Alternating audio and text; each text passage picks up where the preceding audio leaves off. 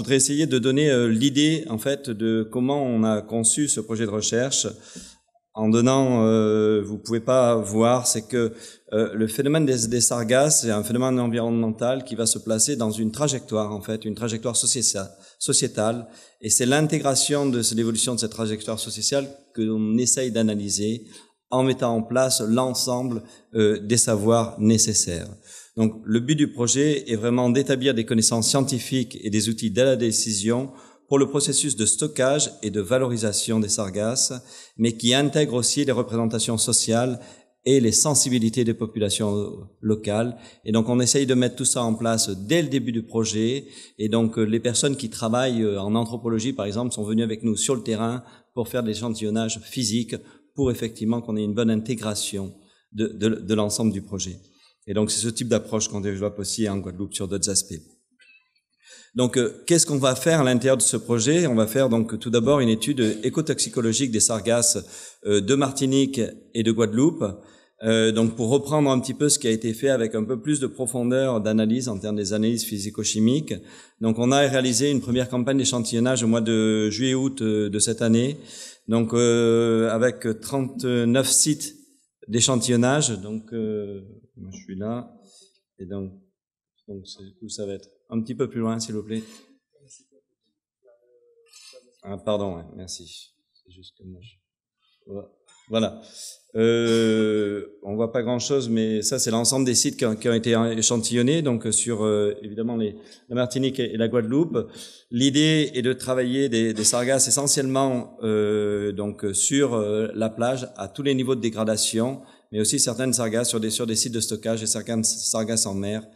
Et d'essayer de comprendre. Donc les analyses sont vraiment de l'analyse de l'ensemble des métaux lourds et des métalloïdes, sans oublier la spéciation effectivement de ces métaux.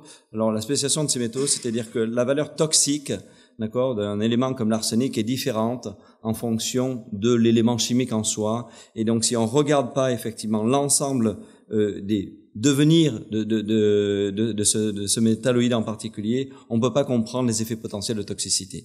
Et donc, il faut effectivement descendre à des degrés d'analyse. Donc, on fait arsenic, mercure, méthylmercure, chrome et ses dérivés, plomb, cadmium, nickel, cobalt, zinc et cuivre.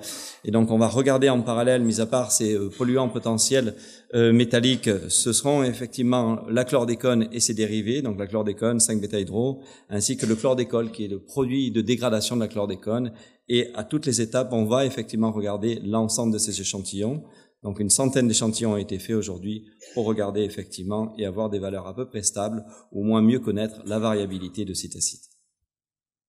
L'autre aspect du projet est toujours dans cette idée de contamination, décontamination potentielle, c'est faire une étude donc en laboratoire, entre guillemets, de terrain, d'un processus de séchage de ces sargasses, en analysant là encore l'ensemble des polluants et des contaminants potentiels, tant des sargasses en fermentation que du lixivia, qui est effectivement issu de ces sargasses.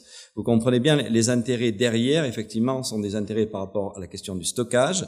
Quel est le devenir potentiel des polluants, s'il y en a et combien il y en a, et quelle est leur transformation dans des conditions simulées de conditions naturelles. Donc, une étude de séchage.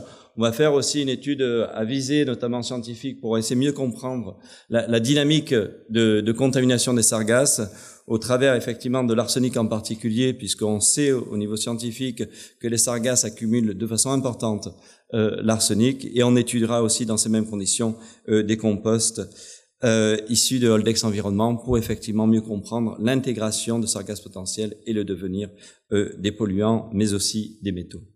Associé à ce projet, il y a un côté qui est un peu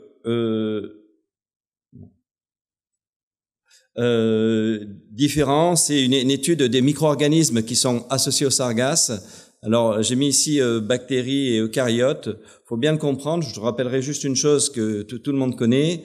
Le corps humain, c'est 39 trillions de bactéries pour que 30 trillions de cellules humaines. Et donc, la présence d'organismes associés aux sargasses contribue de façon non négligeable à la physiologie des algues et potentiellement à des possibilités de valorisation. Ils vont aussi contribuer au potentiel de dégradation de ces algues et de fermentation.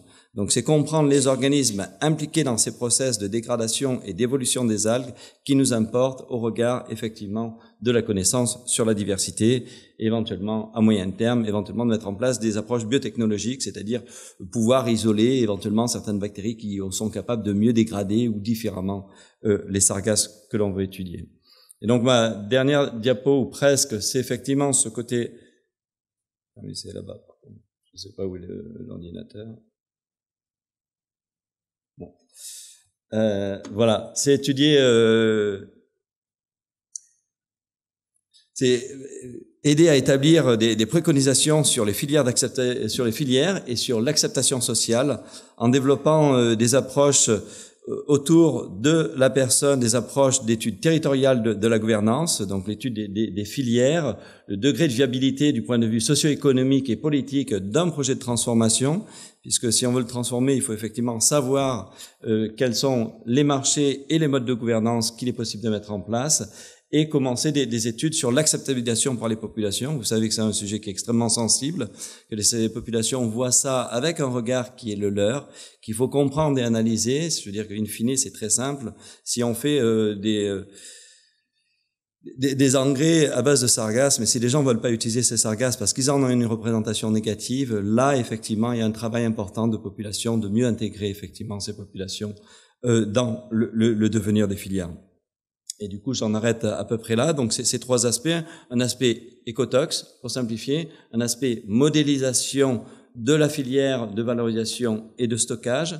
Un aspect compréhension de la biodiversité associée aux sargasses pour comprendre les processus de croissance et de décroissance, entre guillemets, de fermentation des sargasses. Et un aspect où on essaye d'intégrer, effectivement, au regard de cette pointe de valorisation, la géographie en fait des utilisateurs et aussi un aspect humain pour effectivement prendre en compte dès le départ du projet cet aspect humain. Et je vous remercie pour votre attention, je remercie encore les financeurs et votre audition. Merci beaucoup.